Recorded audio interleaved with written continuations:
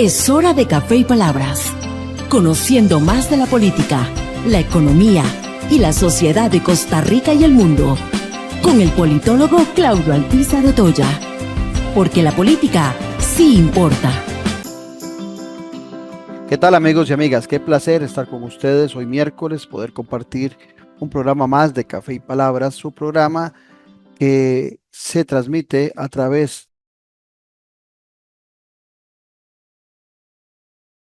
y también le damos la oportunidad que en forma simultánea en nuestro horario de 10 de la mañana, de lunes, miércoles y viernes, lo pueda disfrutar a través de nuestro canal en YouTube, canal de Café y Palabras, en el cual usted puede suscribirse para recibir las notificaciones de programas futuros y también para que pueda ver los anteriores y también, ¿por qué no? Que usted defina su propio horario. No puede escucharnos lunes, miércoles y viernes al ser las 10 de la mañana, pero puede otro día o puede otra hora. Ahí le van quedando los programas archivados y por supuesto le van llegando las notificaciones de cuál es el tema que vamos a desarrollar. Hoy, por cierto, el tema que vamos a desarrollar tiene que ver con seguridad. El lunes hablamos de seguridad, hoy vamos a hablar de seguridad. Es el tema número uno en nuestro país hoy por hoy, dentro de las deficiencias que estamos padeciendo en la seguridad ciudadana y en la seguridad nacional. Para eso he invitado a Walter Rubén Hernández. Walter Rubén, como ustedes bien lo saben, es abogado, doctor en Derecho. Además de eso, fue embajador en Venezuela y también viceministro de Justicia en el gobierno del presidente Abel Pacheco. El tema va a ser, ¿cuál es el papel del Ministerio de Justicia? ¿Qué tiene que ver el Ministerio de Justicia con la liberación de privados de libertad? ¿Qué tiene que ver el Ministerio de Justicia con la aplicación de la ley? ¿Qué tiene que ver el Ministerio de Justicia con el desarrollo de las cárceles como responsabilidad, no solamente de infraestructura, de mantenimiento, sino también de vigilar por las buenas condiciones de las mismas? De eso vamos a hablar en la parte importante de nuestro programa, pero antes, así pienso. Así pienso, con Claudio Alpizar. El día lunes y martes han sido muy convulsos. Se han dedicado los medios de comunicación a informarnos de lo que ha estado sucediendo en la Caja Costarricense de Seguro Social con la acreditación de la atención de los EBAIS a las cooperativas de salud. Los que hemos disfrutado, como en el caso de Tibás, de un buen servicio de la cooperativa encargada del EBAIS de Tibás, creemos que ha sido una buena medida que las cooperativas puedan desarrollar esta labor. Sin embargo, también es cierto que los recursos de la Caja Costarricense de Seguro Social tienen que ser cuidados al máximo. Y se habla de que en vez de un 3%, que es el proceso de inflación y lo que debió haber subido el costo de los servicios que dan las cooperativas, en la actual junta directiva se rompieron contratos anteriores, se nombraron nuevos contratos y se aprobó más de un 30% de aumento en los servicios. Son millones de millones que se están poniendo en, en riesgo, no, que se van a perder y que van a encarecer los servicios de salud por un descuido o por una jugada intencionada de los miembros de la Junta Directiva de la Caja Costarricense de Seguro Social. Eso lo tendrá que definir nuestro Ministerio Público y nuestra justicia como corresponde a un país que tiene una fuerte institucionalidad. Sin embargo, me han llamado la atención dos eventos que usted tiene que tener muy claros. Lo primero fue cómo el presidente de la República desde el inicio quiso meter la mano en los 9 miembros que están escogidos para ser parte de la Junta Directiva, cuando el Poder Ejecutivo solo tiene derecho a nombrar a 3 de ellos, entre ellos al presidente ejecutivo. Sin embargo, fue evidente desde un principio la intención del Poder Ejecutivo de querer manosear esa independencia, esa autonomía política y administrativa que tiene la Caja Costarricense de Seguro Social. Inclusive en algún momento, la señora Marta Esquivel, jugando el papel doble de presidente de la Junta Directiva y de gerente de la Caja Costarricense de Seguro Social. Este manoseo que hizo el presidente Rodrigo Chávez nunca se había visto en la Caja Costarricense de Seguro Social. Aquí es un primer error cometido por el Poder Ejecutivo y que hoy tiene a varios de los miembros en un cuestionamiento judicial. Pero también me ha llamado la atención el papel de la diputada Pilar Cisneros, hablando de que todo lo que se ha hecho en la detención de estos miembros de junta directiva es un show mediático. Yo creo que está lejos de ser un show mediático. Que los medios de comunicación atiendan a una crisis como la que se plantea en este caso es otra cosa. Y doña Pilar lo tiene muy claro, porque recuerdo a doña Pilar Cisneros muy entretenida siendo directora de Telenoticias cuando fueron detenidos los presidentes o expresidentes Miguel Ángel Rodríguez y Calderón Fournier por cuestionamientos que se hacían de sus gestiones. Bueno, hoy lo que se está aplicando para los funcionarios de la Caja Costarricense de Seguro Social, para estos miembros de la Junta Directiva, es el mismo protocolo, doña Pilar. Son las mismas leyes, es la misma institucionalidad.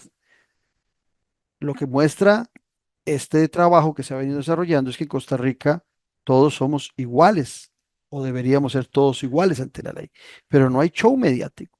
Puede ser que usted esté juzgando mal a sus colegas, doña Pilar, o puede ser que tal vez está juzgando por aquel evento que fue tan televisado, donde recuerdo que se le daba a las perreras el seguimiento desde el aeropuerto o desde la casa de alguno de los expresidentes cuando fue detenido hasta llegar al calabozo del Poder Judicial. Es lo mismo. No sé por qué doña Pilar hoy encuentra que esto es un show mediático y cuando ella lo desarrollaba creía que era libertad de prensa. ¿Cómo ha cambiado doña Pilar como periodista y cómo ha cambiado la valoración que ella hace de los eventos y por supuesto cómo ha perdido consecuencia en sus actos la diputada Cisneros Gallo? Estamos en Café y Palabras porque la política sí importa. En breve volvemos con Café y Palabras con Claudio Alpizar. En un mundo donde hoy la conexión con la naturaleza es más importante que nunca, existe un lugar que le invita a desconectarse del ajetreo diario y a reconectarse con su interior. Sean bienvenidos a la Reserva Natural Montaña Sagrada, donde cada paso es un encuentro con la serenidad y la belleza natural del Parque Juan Castro Blanco. Acompáñenos y disfrute de una experiencia única, donde el senderismo se convierte en una aventura espiritual, respirando ese aire puro que revitaliza cuerpo y alma. Descubra los beneficios de pasar tiempo en la naturaleza, de respirar profundamente y sentir la energía renovadora que solo el bosque puede ofrecerle. Conéctese con la naturaleza y visite Montaña Sagrada. Les esperamos para explorar y disfrutar de este paraíso natural juntos. Noche sin tregua. Sea parte de la política con P mayúscula. Todos los domingos al ser las 8 de la noche. Disfrute de las tertulias con el politólogo Claudio Alpizar con los principales actores de la política nacional en nuestro canal de YouTube. Usted tiene un compromiso con la política con P mayúscula en Noche sin tregua. Disfruta de la aventura en familia con tu nuevo MG RX8, el SUV más grande para 7 pasajeros. En la ciudad, la playa o la montaña, Costa Rica es para disfrutarla con el más grande, con el MG RX8, con tracción 4x4, 6 modos para manejo, un gran espacio interior y la tecnología de vanguardia para disfrutar en familia del confort en cualquier terreno. Descubrí el nuevo MG RX8 desde $698 al mes en nuestras sucursales de La Uruca, Curridabat, Multiplaza Escazú o en www.mg.cr. Aplican restricciones. Estamos de vuelta en Café y Palabras con el politólogo Claudio Alpizar. Gracias amigos por continuar en nuestra sintonía y tal como les prometí, aquí nos acompaña el doctor en Derecho Internacional también, don Walter Rubén Hernández. Vamos a hablar de seguridad. El lunes estuvimos hablando de la estrategia que ha faltado para seguridad nacional con el historiador Hugo Vargas y sobre cómo eso ha venido afectando la porosidad de nuestras fronteras, la falta de capacidad en una institución que sigue siendo muy importante, pero que algunos ningunean, como es el caso de la DIS, que todo país tiene un servicio de inteligencia. Y vamos a continuar hoy hablando de seguridad, que creo que es el tema número uno en nuestro país, pero en esta ocasión con Walter Rubén. Walter fue también, no quiero dejarlo de paso, viceministro de Justicia y por periodos también ministro de Justicia en la administración de don Abel Pacheco. Walter, como siempre, agradecerte la gentileza de que nos acompañes aquí en Café y Palabras. Tienes el micrófono apagado, por cierto, para que lo actives y nuestros oyentes que nos escuchan y nos ven a través de las señales de Tica Visión Radio y Televisión y también a través del canal de YouTube de Café y Palabras tengan la oportunidad de poderte escuchar. Walter. Muchísimas gracias, Claudio. Muy buenos días o tardes, dependiendo de la hora que estén escuchando este programa, a todos los que nos escuchan.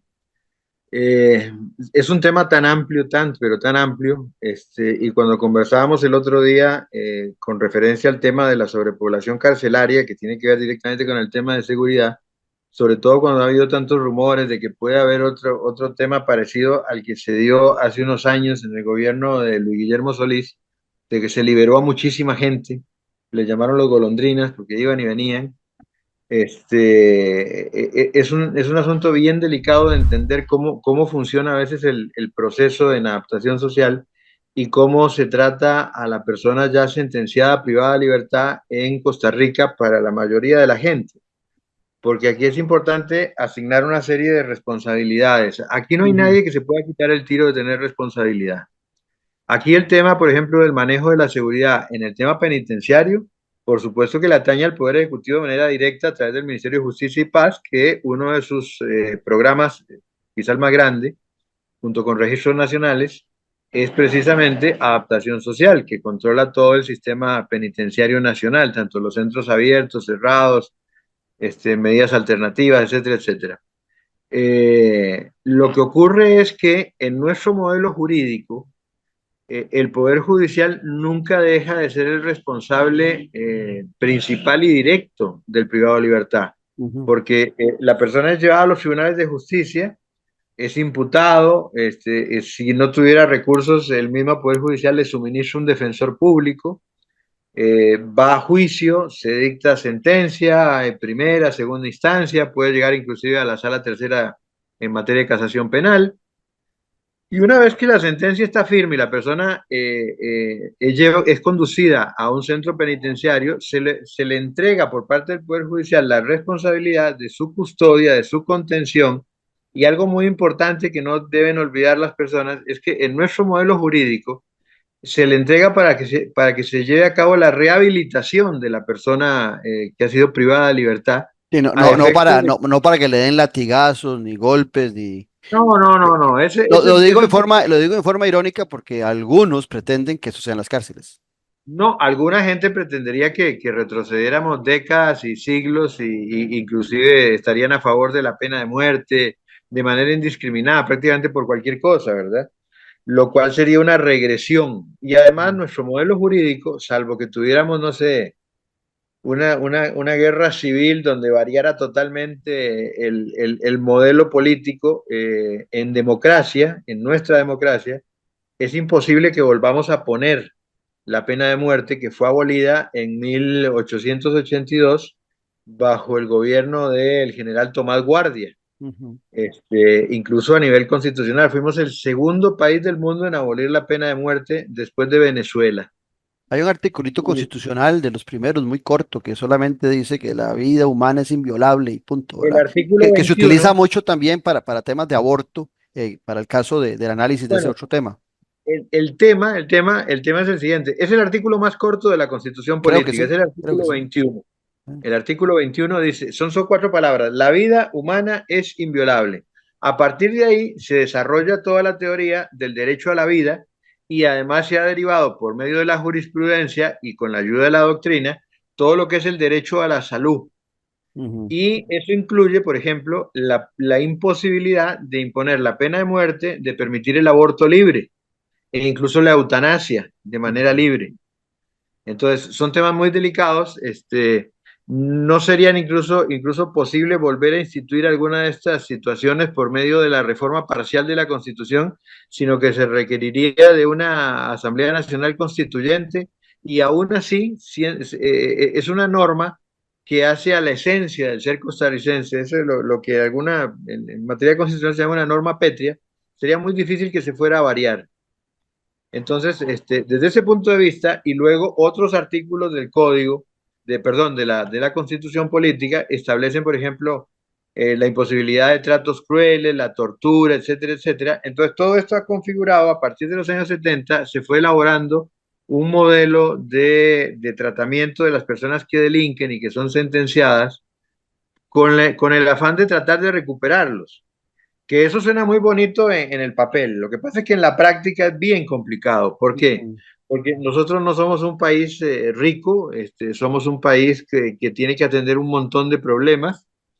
Políticamente, además, no olvidemos que los políticos toman decisiones sobre el rumbo de la administración del país, tanto en la Asamblea Legislativa como en el Poder Ejecutivo.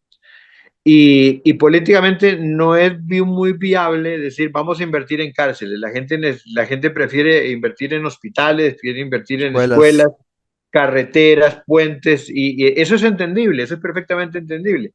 Es más, recordad que cuando se ha hablado alguna vez, por ejemplo, incluso en los temas de salud, como por ejemplo los rellenos sanitarios, cuando se hablaba de establecer un relleno sanitario en algún cantón de este país, eran las protestas, las manifestaciones, las Nadie lo huelgas, quería. porque todo el mundo hace basura, pero nadie quiere tenerla en su cantón. Y todo el mundo quiere que a la gente que delinque, bueno, vaya presa, pero nadie quiere tener las cárceles en su cantón, y no deja de ser un problema. Entonces, ¿qué ocurre? Nosotros tenemos un modelo que busca básicamente la recuperación de la persona. Aún así, dentro de estos parámetros de la recuperación, nosotros tenemos que ser realistas y nosotros necesitamos una revisión profunda, que es una lástima que el Poder Ejecutivo haya perdido 2 años y medio de gobierno y se hayan perdido otros gobiernos anteriores. No voy a decir que esto es responsabilidad de este gobierno, de esta administración, los gobiernos anteriores del PAC, incluso Laura Chinchilla, Sí. que fue ministra de Justicia. Sí, pero el actual ha seguido la misma línea. Todos han venido siguiendo una línea, tanto en materia penitenciaria como en materia de seguridad, y se ha intentado muy poco, se ha intentado muy poco. Incluso cuando uno está en el gobierno, nosotros lo vivimos, en ese momento yo era viceministro, el ministro era el licenciado José Miguel Villalobos Umaña, y José Miguel y yo teníamos muy buena relación, buena amistad, somos amigos de mucho tiempo atrás, y tratamos de implementar una serie de cambios dentro de adaptación social. Pero primero topamos con mucha reticencia dentro del sistema. ¿Por qué? Porque hay una cosa que es importante entender. Los jerarcas no están ahí para estar haciendo la letra menuda de un ministerio. Los jerarcas tienen que tratar de orientar nuevas políticas, Correcto. orientar hacia el futuro y planificar para que más adelante se logren metas y objetivos. Sin embargo, uno de los grandes problemas con el que topa toda administración, desde el presidente hasta el último viceministro y oficial mayor, es la burocracia. La burocracia está enquistada en nuestro sistema, goza, gracias a Dios, de una amplia protección jurídica para que no los estén quitando, poniendo, amenazando. La burocracia además tiene una manera de actuar y ha aprendido a hacer las cosas. Algunas cosas las hacen muy bien, pero otras las hacen mal. Y cuesta muchísimo cambiarle la mentalidad a personas que llevan 10, 15, 20 años trabajando y haciendo las cosas de esta manera. Esto que estoy diciendo lo entiende cualquier persona que nos oiga cuando sabe que cuando ha llegado un trabajo nuevo y le dicen, esto se hace así, y entonces usted pregunta, ¿y por qué se hace así? Porque siempre lo hemos hecho así. Entonces, y lo mismo ocurre en la burocracia. Entonces, nosotros tuvimos mucha reticencia de parte del sistema. Luego tuvimos oposición de parte de otros ministerios, particularmente el Ministerio de Hacienda, porque todo siempre es el problema del dinero, que la plata no alcanza, etcétera, etcétera. Pero también hay muy poca coordinación y muy poco apoyo de parte. En aquel momento teníamos un problema de sobrepoblación y teníamos un abuso de la prisión preventiva. Hay épocas, no sé por qué en ese momento se dio una situación de una enorme cantidad de prisiones preventivas, y las personas que son indiciadas básicamente van al CAI San José, lo que la gente conoce como San Sebastián, y teníamos una sobrepoblación del 60-70%, ¿verdad? Un hacinamiento terrible. Y el Poder Judicial no nos ayudaba desde ese punto de vista. Por otro lado, el mismo Poder Judicial, a través de los jueces de ejecución de la pena y de la Sala Constitucional, nos decían que como había hacinamiento teníamos que solucionarlo. Lo que pasa es que no es decirlo, porque no es soplar y hacer botellas. Porque a mí me llegaba una resolución. Yo llegué a tener más de 2.000 recursos de amparo y habeas corpus puestos en contra mía, por ejemplo, para que tengas una idea en ese momento, por ser el jerarca. Nos llegaban, por ejemplo, resoluciones donde nos decía, le doy 3 meses de plazo para que construyan, me acuerdo una vez, una batería de baño en uno de los ámbitos de lo que la gente conoce como la reforma. Bueno, vea, la gente que nos escuche, y vos, Claudio, hacer una batería de baños implica un montón de cosas. Implica tener presupuesto para hacer la batería de baños. Hay que licitarlo, hay que hacer el proyecto, a pesar de que el departamento de arquitectura más o menos tiene ya los diseños, planos, etcétera, etcétera. Hay que hacer el estudio de suelos, hay que conseguir los permisos necesarios para construir, pero sobre todo hace falta recurso económico para hacer una batería de baños o Pero para hacer vamos a ver, Walter, en esto que nos estás explicando, que Ajá. es muy valioso porque vos estuviste ahí. Diría aquella famosa frase de tres patines, ¿te acuerdas? Tú estabas ahí, decía tres patines. Bueno, vos estuviste ahí. Yo estoy. Cuando el licenciado Mario Rodríguez fue quien le exigió por medio de un recurso de amparo a Adaptación Social y al Ministerio de Justicia números claros sobre el hacinamiento penitenciario, porque había aparecido, aquí decían que era un 7%, había aparecido en un estudio de, de la Secretaría de Estado de los Estados Unidos que era un 12%. Después el viceministro eh, Exlain Sánchez, que salió por las diferencias con el tema de las carpas, hablaba de 19%. Y después el ministro actual hablaba de justicia, hablaba de otra cifra. Entonces, el licenciado Mario Rodríguez pide, mediante un recurso de amparo, la Sala Constitucional le da la razón, que manda la parada, que haya que pedir eso para tener esa información, ¿verdad? Y No, le eso dan se los... da mucho, Claudio. Sí, Se da mucho. pero qué relajo nuestra administración que no quiera darse ese tipo de información. Bueno, la cosa es que, al final de cuentas, en ese cuadro que tengo yo por acá, por cierto, hay un poco menos, 2.750 personas en exceso en las cárceles costarricenses. O sea, tenemos capacidad para 13.737 personas en una gran cantidad de cárceles. Yo no sabía que eran tantas para empezar, ¿verdad? Que teníamos, seguro muy Son chiquitas todas. como Y, 20. sí, y tenemos 16.482 personas. Es un 19% al final de cuentas lo que hay de este hacinamiento. Y toda la mayoría, o todo, no, no la mayoría, todo el hacinamiento se da en las cárceles de hombres, de adultos, varones, ¿verdad? No hay hacinamiento ni en las cárceles de mujeres, ni en las cárceles juveniles. Eh, ¿Qué problema podríamos estar viviendo ante esos excesos de población donde hay sitios que ahora que vos hablabas del CAI San José, por ejemplo, donde hay 315 personas de más, un sitio que era para 590 y hay 905. O por ejemplo, el Jorge Arturo Montero Castro, que fue diseñado para 2.817 y tiene 3.313 personas. Y así hay varios casos, el Carlos Luis Fallas, era para 880 personas, tiene 1.272. ¿Qué problemas, aparte de la carencia de espacio? Te voy a hacer las dos preguntas. ¿Qué problemas pueden darse a lo interno de las cárceles cuando hay ese tipo de hacinamiento? Es el primero. Y el segundo, viene dentro del marco del momento histórico que estamos viviendo, de un tema de seguridad por sicarios, por narcotraficantes, que van a requerir inclusive tal vez cárceles mucho más seguras por el tipo de Con un nivel de contención más alto. Exactamente. Entonces, te dejo ese panorama para que nos expliques qué pasa cuando hay demasiada gente en una cárcel, qué control puede tener la policía, aparte de las cuestiones de derechos humanos. Y en la otra consulta, ¿qué vamos a hacer? Liberar gente cuando tengamos más cantidad de personas que vayan ingresando a las cárceles costarricenses. Bueno, mira, en primer lugar, el problema no es solamente de hacinamiento en el sentido de que no hay espacio para colocar camas y los baños no alcanzan. El problema es la convivencia. Ujú. O sea, esa cantidad de gente encerrada, contenida, que pasa en algunos ámbitos, se tienen libertad de movimiento y se desplazan por pasillos, pueden ir tienen unas áreas ahí para hacer algún deporte, tomar sol, etcétera, etcétera, en el patio que le llaman ellos. Pero hay otros ámbitos donde el tiempo de salida al patio y de caminar, etcétera, etcétera, es limitado a muy pocas horas o a una hora y Ujú. después pasan en una celda. Si la celda está diseñada para 4 personas y vos tenés 6, 7 u 8, es evidente que siempre va a haber un estorbo. Y además, toma en cuenta de que si una vez le estorba estar compartiendo porque te vas a la playa, te vas de vacaciones con la propia familia, imagínate con individuos que no son familia y que además son personas, muchos de ellos sumamente violentas en Exacto, general, son exactamente. delincuentes, por eso están detenidos, por eso están cumpliendo prisión.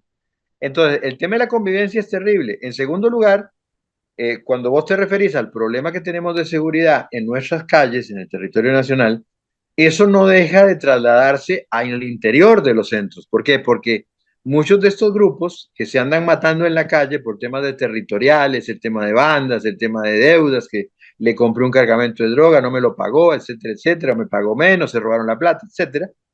Muchos de ellos no terminan muertos en la calle, sino que algunos son capturados, son detenidos y son ingresados, pero siguen manteniendo una cierta unión, siguen siendo de un grupo, de un cartel.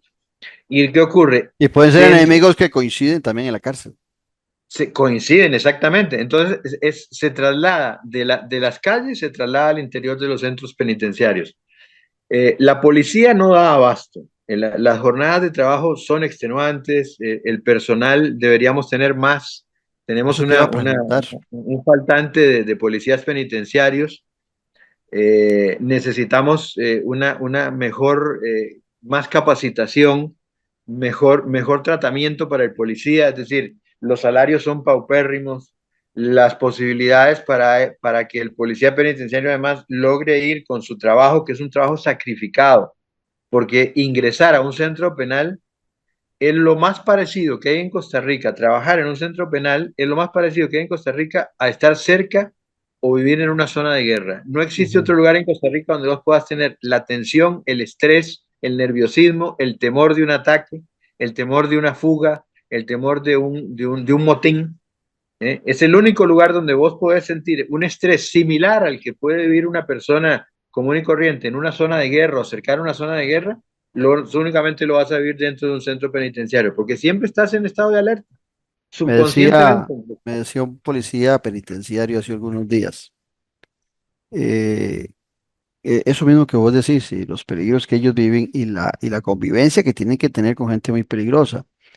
Pero inclusive me decía que hay a lo interno de las cárceles individuos que mantienen un liderazgo. Entonces yo le preguntaba que cómo mantenían un liderazgo dentro de la cárcel donde todos terminan siendo iguales. Dice que esos líderes manejan mucho dinero a lo interno de las cárceles y que ese dinero les permite comprar en el almacencito que hay en la cárcel, ¿verdad? Sí, Algunos sí. artículos o facilitarle plata a algunos privados de libertad para que se la den a su familia que está abandonada porque la cabeza de la familia terminó en la cárcel. Entonces dice que sí hay líderes muy poderosos y que algunos de ellos, normalmente de este crimen organizado alrededor del narcotráfico, que manejan mucho dinero al interno de las cárceles. Mira, dentro de las cárceles hay líderes que se imponen porque tienen poder económico o por un tema ya de violencia física que se pueden imponer. Ujú, Muchos de ellos además tienen las dos cosas. ¿Por qué? Porque tienen el dinero que proviene de afuera, porque sigue operando su grupo, pero además reclutan gente como si fuera una especie como de guardaespaldas o soldados ujú. y le brindan seguridad. Y eso me Eh, contaba. en aquellos años en que yo estuve en el viceministerio teníamos una situación bien compleja porque llegamos a tener en aquel momento más de 50 capos colombianos de rango intermedio dentro de las organizaciones colombianas. No eran capos grandes, pero Ujú. sí tenían un cierto poder, eran capitanes, por decirlo así, no eran generales Pero en los carteles. capos medios de Colombia eran capos altos aquí en Costa Rica. No, no, acá era como si hubiera sido general de 5 estrellas, por supuesto, Exactamente. sobre todo hace 20 años. Eh, Y estos capos tenían dinero y además se dio una situación muy interesante, porque reclutaban, mira, si había una población carcelaria, la población carcelaria extranjera más amplia era nicaragüenses, porque son la mayor cantidad de extranjeros que viven en el país son nicaragüenses. sí, Entonces, pero te interrumpo ahí nada más para los oyentes, porque padecen muchos de xenofobia. Era la mayor cantidad, de entre los extranjeros, la mayor cantidad la tenían nicaragüenses, pero no, un la altísimo mayoría son porcentaje ticos. son ticos, exactamente. Es para No, aclararle, mira, en porque aquel algunos en esa momento, xenofobia piensan que los ticos no, son no, no. angelitos. Todavía recuerdo los datos generales. Teníamos aproximadamente en aquel momento unos 8.000 privados de libertad. Ujú, con más o menos un 11-12% de sobrepoblación para la época. De esos 8.000 privados de libertad, no llegaban a 1.300, 1.400 los extranjeros, o sea, más de Ujú. 7.000, 7.000 y pico eran Era, ticos. exacto. Y de los extranjeros había como 400 nicaragüenses y luego había como 100 colombianos y otros países centroamericanos, incluso teníamos algún europeo, algún gringo, teníamos un terrorista vasco en aquella época, Ujú. que era un especialista en armar explosivos con cualquier cosa, ¿verdad? Había que tenerlo siempre vigilado. Y resulta que estos individuos, los colombianos, teniendo dinero y teniendo esa habilidad y esa expertise que traían de Colombia, reclutaban a muchachos nicaragüenses para que fueran sus guardaespaldas y se encargaran de mantener el orden adentro.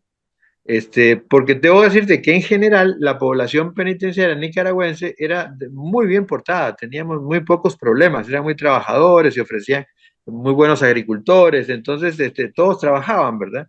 Pero sí se dio esa situación que involucró a estos colombianos con los nicaragüenses. Pero bueno, eso es casi que anecdótico. Lo que sí te puedo decir es que, volviendo al tema, la policía penitenciaria requiere un centro de formación realmente mucho mejor que el que se tiene ahora.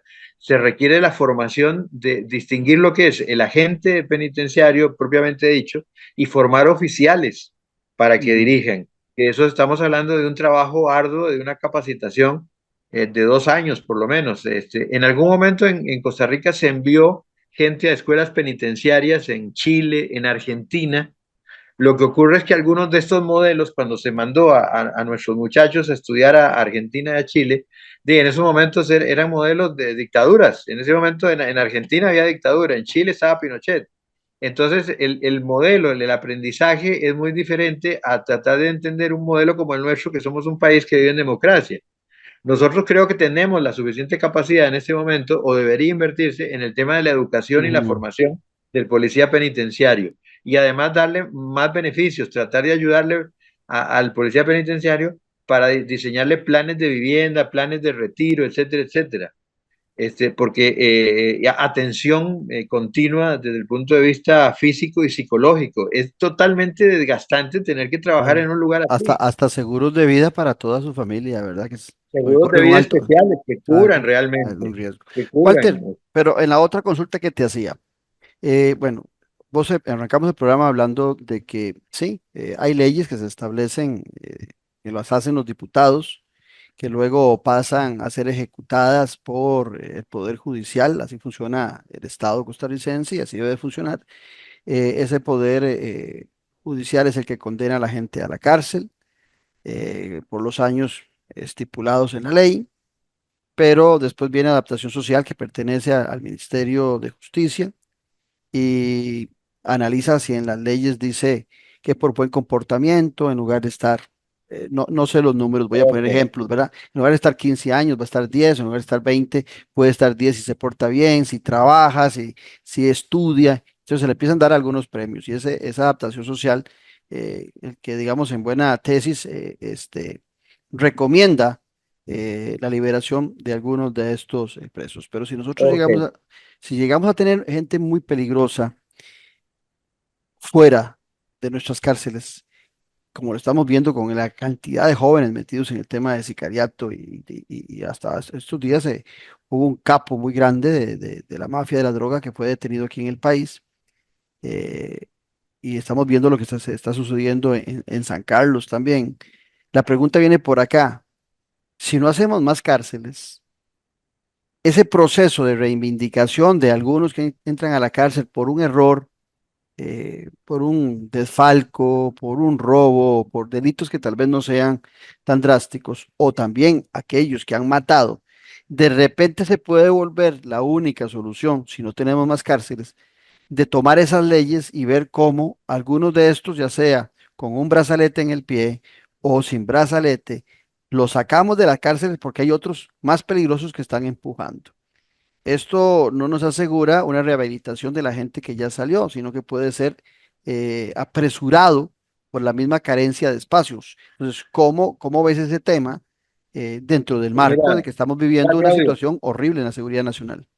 Claudio, eso no es una solución, eso es complicar y eso Ujú. es echar a perder las soluciones. Correcto. Vos no puedes a liberar a una persona que está cumpliendo una sentencia, que debe cumplir una sentencia, que todavía no está rehabilitado, que no está recuperado, o que no ha cumplido una parte importante y no le ha devuelto de esa forma a la sociedad o a la víctima o a la familia de la víctima algo que le brinde alguna satisfacción.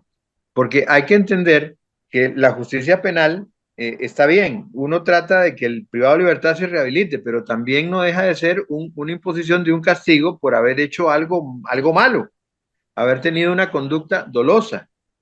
El derecho penal, el castigo ha evolucionado de los tiempos antiguos, desde la ley del talión de ojo por ojo, diente por diente, golpe por golpe, para llegar a este momento en que tratamos de que la persona la contenemos, ¿eh? Y tratamos de rehabilitarla, pero tampoco es que le vamos a dar un premio. Es Exacto. decir, nosotros como país tenemos que entender que dentro del marco del respeto a los derechos humanos, tenemos que seguir siendo estrictos. Eso es como cuando vos tenés un hijo que es problemático. Vos lo seguís amando, lo seguís queriendo, pero no le puedes seguir dando todos los gustos ni dándole todo lo que a él se le ocurra porque le haces un daño.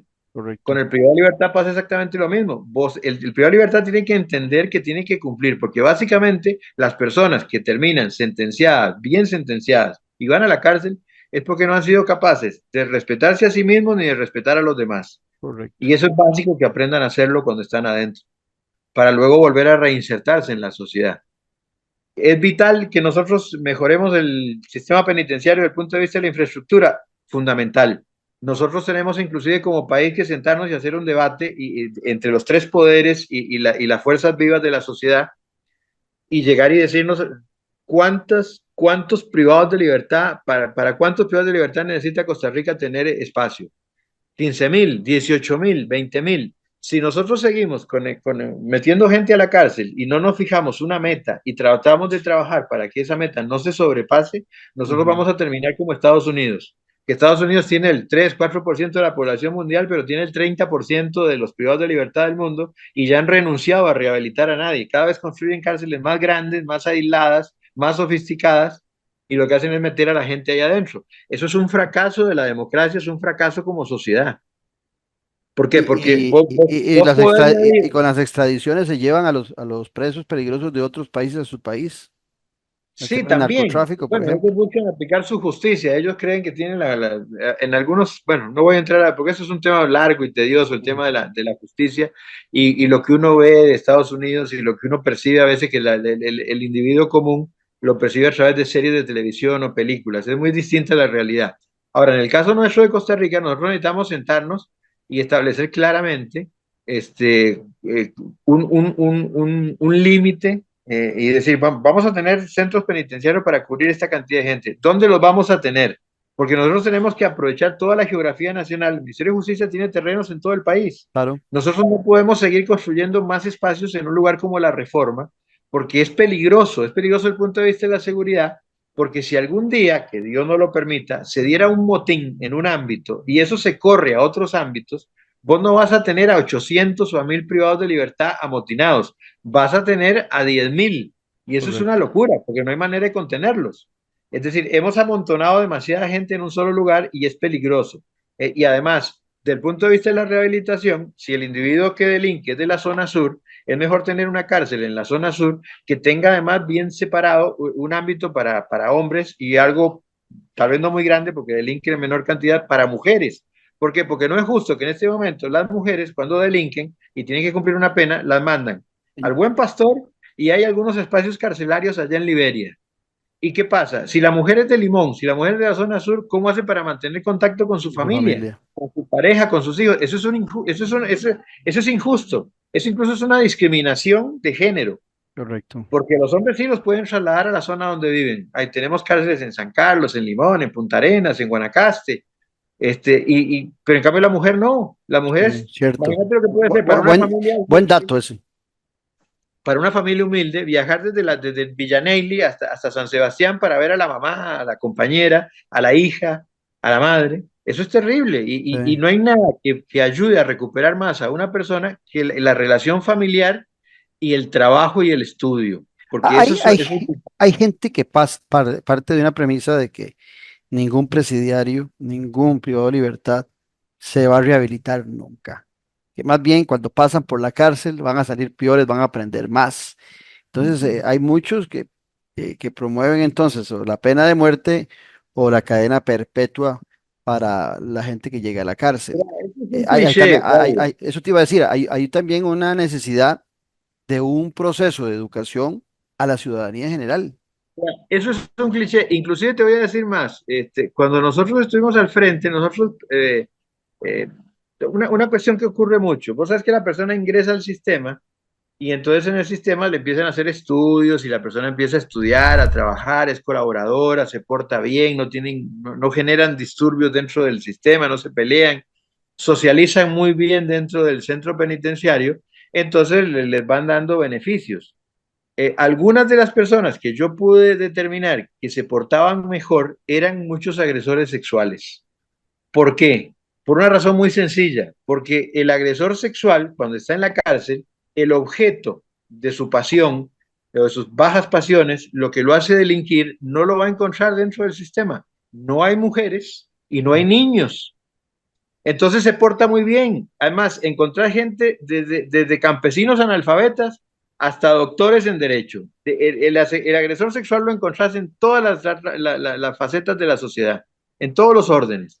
Gente pobre, gente rica, gente educada, gente sin educación, religiosos, no religiosos, encontrás de todo. Y ese individuo que se porta muy bien adentro, entonces obtiene un montón de beneficios y lo suelta y sale a la calle y vuelve a delinquir.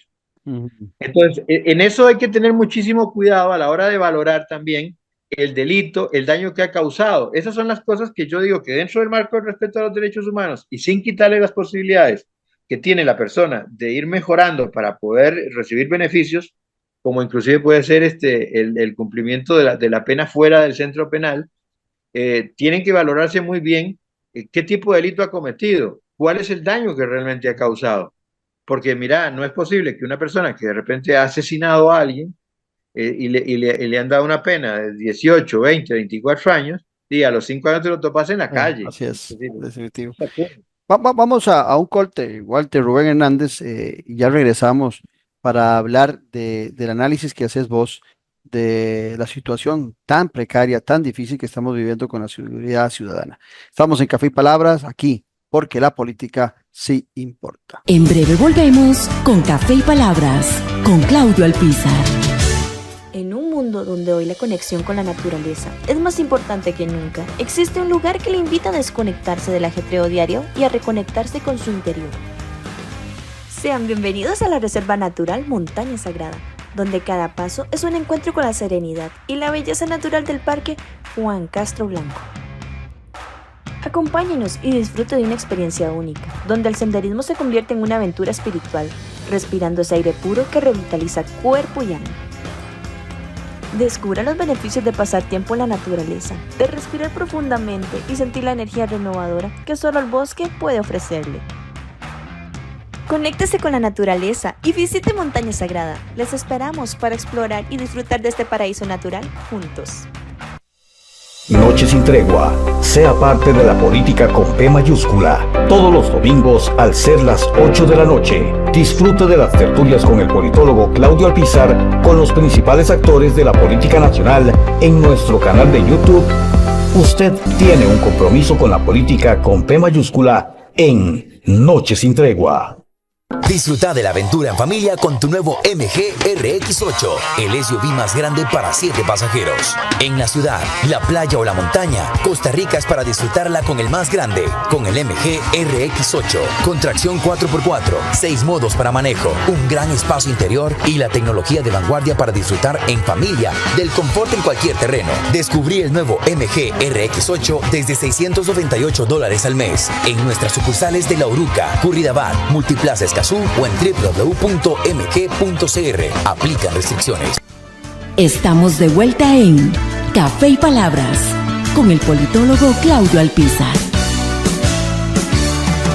Gracias por mantenerse en nuestra sintonía y en la conversación que estamos sosteniendo con el doctor en Derecho Walter Rubén Hernández, el viceministro de Justicia. Y hay un elemento que yo siempre, cuando hablo de estos temas con vos, Walter, le recuerdo a los oyentes, a los que ya nos han oído, o ilustro al que por primera vez nos oye con tu participación en el programa. por tus raíces, por ser tu madre argentina, vos tenés la doble nacionalidad, costarricense y argentino.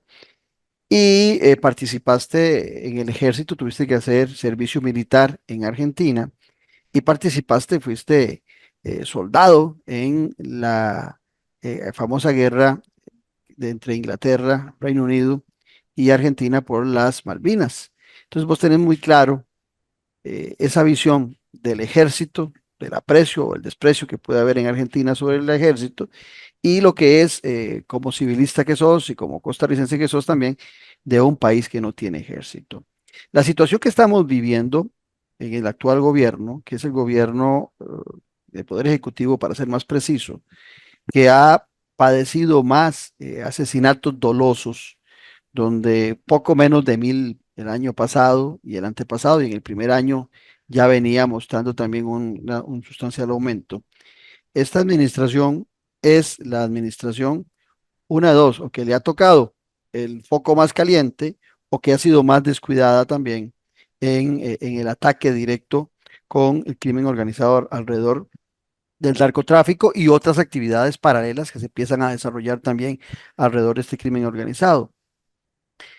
Hacía la referencia del ejército porque inclusive ya en un estudio de Latinobarómetro, no me acuerdo muy bien si era un 13 o un 16% de costarricenses, ante la situación que vivimos en seguridad, ya creen que es necesario inclusive hasta que Costa Rica tenga un ejército. ¿Qué análisis haces vos ante esa guerra interna? Esta semana, el lunes que hablábamos con el historiador Hugo Vargas, que hizo una investigación y hablaba de cómo eh, nos comportamos en aquella famosa guerra interna civil de Nicaragua entre el sandinismo y el somocismo, y de cómo nosotros no tenemos servicios de inteligencia para poder combatir, o los tenemos y no están funcionando como deben ser, el crimen organizado y la necesidad de policías mejor preparados en todos los ámbitos. Bueno, te la pregunto a vos, ¿cuál es el análisis que haces de qué es lo que deberíamos estar haciendo en seguridad y qué nos está haciendo en el tema de seguridad dentro del marco de tu experiencia como soldado y también como civilista abogado? Bueno, mira, creo que sería un retroceso, una verdadera estupidez, que Costa Rica volviera a tener ejército. No tiene sentido. Creo que con eso aclaro ese punto ya tajantemente. Ahora, desde el punto de vista policial, tenemos ciertamente problemas graves porque nuestra policía carece de los recursos adecuados. Durante mucho tiempo se le ha negado una formación policial realmente eficiente, donde se preparen los cuadros de oficiales, suboficiales y los agentes policiales por separado. Un oficial de policía se forma en una academia universitaria prácticamente y es un trabajo de 3 o 4 años para formarlo. Luego, esa graduación, ese grupo de gente que sale graduada, la promoción, digamos, año 2025 salen 50 graduados, van a ser los oficiales que van a ir ascendiendo porque siguen estudiando, por actos de servicio, por méritos, por capacitación, etcétera, etcétera, y por notas, por supuesto, todo eso va aunado, y de esos 50 va a haber, al cabo de 15, 20 años, va a haber un grupo muy pequeñito que van a tener el rango máximo que tiene la policía, que sería el de comisario. Uno de ellos debería ser en algún momento nombrado comisario general y ser el jefe de la policía. Es decir, buscar profesionalizar y establecer un escalafón y que no llegue el gobierno de turno, el ministro de turno y esté nombrando, fulanito me cae bien, fulanito me cae bien, porque es del partido, no es del partido, entonces este va a ser el jefe de la fuerza pública. Y así hemos tenido jefes de la fuerza pública que no tenían ni 8 años de ser policías, ¿verdad? Ujú. Entonces, eso establecería una profesionalización, ¿verdad? Además, totalmente separado de lo que sería la política, ¿ok? Eh, el otro tema es que nosotros, definitivamente, el país tiene que invertir y tiene que, como no se puede hacer todo, nosotros tenemos que darnos cuenta que estamos viviendo una situación caótica, no solo a nivel de Costa Rica, es una situación general donde nosotros tenemos que invertir precisamente en seguridad. Nosotros no podemos seguir como está pasando, de que el Ministerio de Hacienda y el Ministerio de Seguridad tengan una puja, tengan una pelea para que le liberen fondos que la misma ley establece que se le deben girar prácticamente de manera inmediata al Ministerio de Seguridad para que compre los equipos adecuados. Ujú. Necesitamos además implicar a las grandes empresas que viven en este país, por ejemplo, en un cantón como Belén, que hay una infinidad de empresas gigantescas, que una de esas empresas se comprometa a construir una comisaría como debe ser una comisaría, un centro totalmente autónomo, donde los policías tengan sus oficinas, donde haya celdas para contener una persona detenida, donde haya buen equipo de cómputo, donde tengan un gimnasio, una cocina, dormitorio, donde tengan un taller para reparar sus propios vehículos. Hoy por hoy es terrible, vean por ejemplo la cantidad de patrullas que no están funcionando. ¿Por qué? Porque no las pueden reparar ellos mismos. Si se hiciera un trípode entre el gobierno local para que dé el terreno, la empresa privada para que construya y el ministerio que se compromete a dotar ese lugar y mantenerlo funcionando, se podría tener una comisaría. Y como son demasiadas empresas en Belén, por ejemplo, entonces como una va a ser la que atienda la comisaría de Belén o las dos comisarías de Belén, las otras empresas que lo hagan en otros cantones que no tienen esa suerte, en Guatuso, en Talamanca, etcétera, etcétera. Pero así, nosotros necesitamos cubrir la geografía nacional.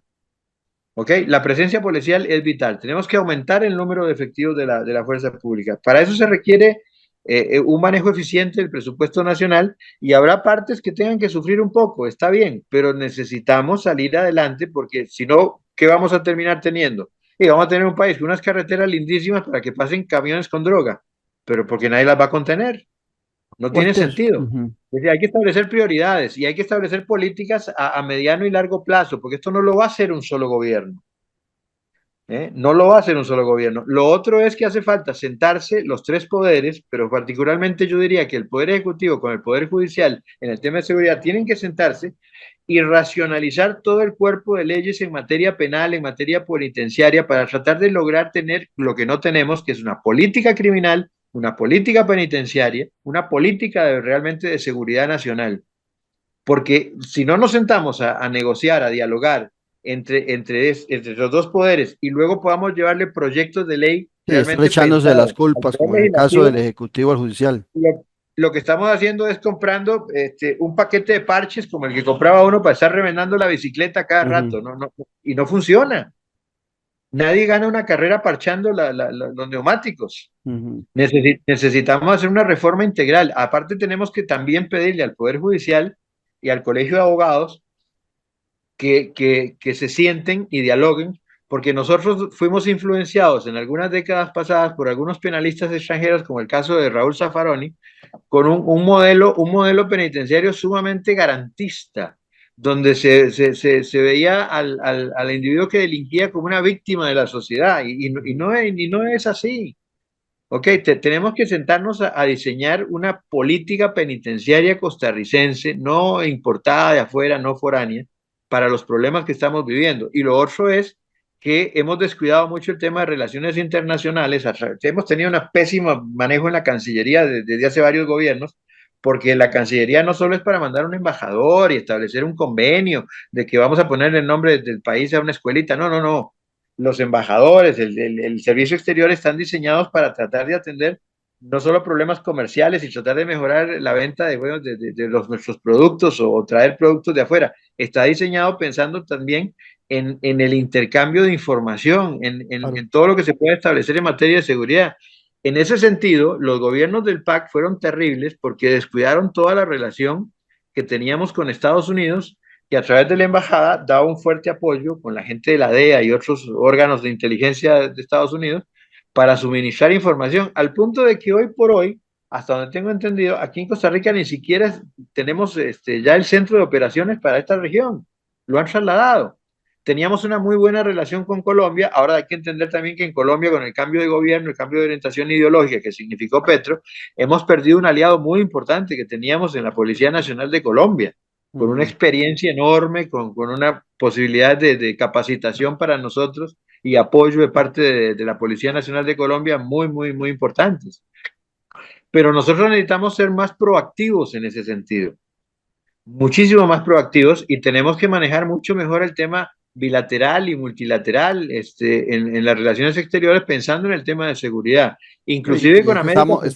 Estamos en una guerra interna, porque hay que plantearlo así, contra el narcotráfico, que tiene toda la tecnología, todos los instrumentos, el dinero para socavar los poderes de la República, para influir Mira, en algunos Claudio, funcionarios y etcétera. yo sí hay una cosa que siempre he dicho, es que uno de los grandes problemas fue en la administración Reagan en Estados Unidos cuando le declararon la guerra al narcotráfico. El problema del narcotráfico, aclarémoslo, y yo soy un creyente de eso, no es una guerra, es un problema de salud pública que tiene aristas en la parte bancaria, financiera, en la parte de seguridad ciudadana, en un montón de ramas, en la parte social. Bueno, Porque hoy por hoy es más rudo que una guerra. es durísimo. ¿Por qué? Porque hoy por hoy, por ejemplo, y lo dijo en algún momento nuestro actual presidente de la República, cuando era ministro de Hacienda, casi un 25% de la economía, era economía informal, era producto de lavado. Y gran parte del lavado de dinero no viene todo del narcotráfico, pero podríamos decir que un 70% sí viene del narcotráfico. Entonces, ¿qué ocurre? Si vos trasladas eso ya a un nivel societario, a un nivel de la sociedad, resulta que en Costa Rica y en América Central debe ser más de un 35%, hay un 30%, digamos, promediando, de población que vive del narcotráfico y algunos viven sin saber que están recibiendo dinero del narcotráfico. Así es. Y si vos acabas de golpe, digamos, tipo película de Hollywood, que llega en un solo fin de semana, acaban con todo el narcotráfico, y resulta que hay cientos de miles de familias que se quedan sin ingresos para darle de comer a sus hijos, para darles estudio, para darles medicinas. Eso es lamentable, pero ya parte de la estructura de nuestra sociedad, en algunas zonas de este país, la gente vive producto del narcotráfico. Comen los 3 tiempos de comida porque reciben plata en narcotráfico, compran medicinas y compran los cuadernos de los hijos para ir a la escuela porque reciben plata en narcotráfico. Es decir, el narcotráfico se ha enquistado, ¿eh? Y es un problema, el consumo es un problema, la venta es un problema de salud pública que tiene aristas.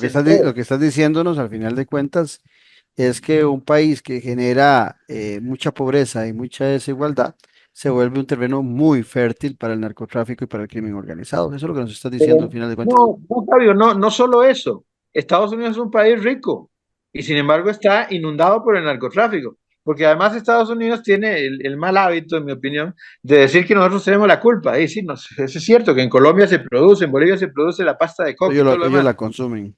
Pero ellos la consumen y nadie habla por ejemplo, yo nunca escucho, nunca he visto, pocas veces he visto. Recuerden en una época, en los años 70, cuando era joven, cuando le dieron ciertos golpes espectaculares a la mafia en el tema del fuego, la prostitución y también como negocio tenían en la venta de droga en Nueva York, en Chicago, en esos lugares. Pero yo no he visto en los últimos lustros, en lo que va de este siglo, un golpe espectacular que diga desarticulamos un cartel de venta de droga, distribución de droga con miles de millones de dólares en Estados Unidos. Y tiene que haberlo. Sí, porque no va a estar solo los mexicanos y los colombianos. Igual que en Europa. En Europa pasa exactamente lo mismo. Sí. Se nos fue el tiempo. Sí. Bueno, qué lástima. Se nos fue el tiempo, pero no, siempre es muy agradable y muy ilustrativo y de mucho conocimiento el poder conversar con vos sobre estos temas. No me queda más que agradecerte la gentileza siempre de atendernos y a nuestros oyentes invitarlos para que el próximo viernes, al ser las 10 de la mañana, nos vuelvan a acompañar en un programa más de Café y Palabras, porque la política se importa y que recuerden que además de podernos ver en la posibilidad del Spotify, donde van quedando nuestros programas y, por supuesto, el canal en YouTube de Café y Palabras, que usted puede suscribirse y que le invitamos a hacerlo. Muchas gracias y hasta entonces un fuerte abrazo. Esto fue Café y Palabras, porque la política sí importa, con el politólogo Claudio Alpizar Otoya. Café y Palabras.